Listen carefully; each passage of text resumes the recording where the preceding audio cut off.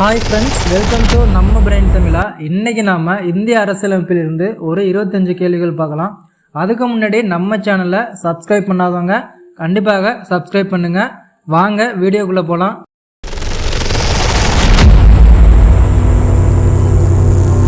கேள்வி பார்க்கலாம். இந்திய பிரதம அமைச்சராவதற்கான குறைந்தபட்ச வயது வரம்பு என்ன? விடை ஆப்ஷன் பி 25 வருடம். இரண்டாவது கேள்வி, இந்திய அரசியலமைப்பு சட்டத்தினை உருவாக்குவதற்காக அரசியலமைப்பு நிர்ணய சபை ஏற்படுத்தப்பட்ட நாள் எது? விடை ஆப்ஷன் பி 6ஆம் தேதி டிசம்பர் 1946. மூன்றாவது கேள்வி, எந்த ஆண்டு குடியரசுத் தலைவர் வாரிசு சட்டம் இயற்றப்பட்டது? விடை ஆப்ஷன் ஏ 1955.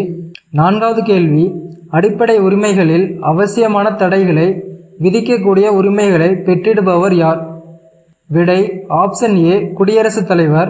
ஐந்தாவது கேள்வி, குடியரசுத் தலைவர் நிதிநில அவசரகால பிரகடன நிலையை எத்தனை முறை அறிவித்துள்ளார்? விடை ஆப்ஷன் டி எப்பொழுதும் இல்லை. ஆறாவது கேள்வி, இந்திய அரசியலமைப்பு சட்டத்தில் அடிப்படை கடமைகளை சேர்த்த சட்ட திருத்தம் எது? விடை ஆப்ஷன் பி 42வது சட்ட திருத்தம்.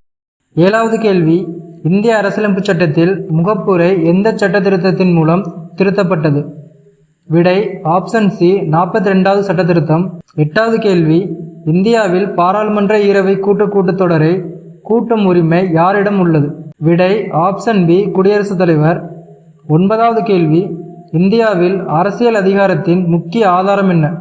விடை ஆப்ஷன் ஏ மக்கள். பத்தாவது கேள்வி, இந்திய அரசியலமைப்பின் வரைவு குழுவின் தலைவர் யார்?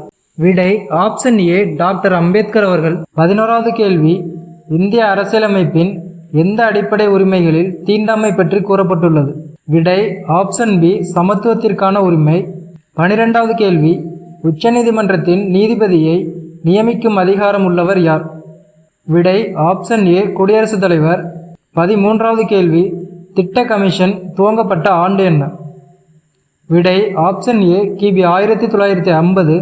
14வது கேள்வி, இந்திய அரசியலமைப்பில் உள்ள நெருக்கத்தை பிரகடனப்படுத்தும் முறை எங்கிருந்து பெறப்பட்டது? விடை ஆப்ஷன் சி அமெரிக்க அரசியலமைப்பில் இருந்து பெறப்பட்டது. 15வது கேள்வி, சொத்துரிமை என்பது? விடை ஆப்ஷன் ஏ சட்ட உரிமையாகும். 16வது கேள்வி, மாநிலத்தின் மேல்முறையீட்டு நீதிமன்றம் எது? விடை ஆப்ஷன் டி உயர் நீதிமன்றம். 17வது கேள்வி, அரசியலமைப்பு சபையின் நிரந்தர தலைவராக இருந்தவர் யார்? விடை option A doctor Rajendra Prasad. 18வது கேள்வி, எந்த மாநில சட்டமன்றம் அதிக உறுப்பினர்களை பெற்றிருக்கிறது? விடை ஆப்ஷன் சி உத்தரப்பிரதேசம். 19வது கேள்வி, இந்தியாவின் முதல் துணை ஜனாதிபதி யார்? விடை ஆப்ஷன் பி டாக்டர் ராதாகிருஷ்ணன்.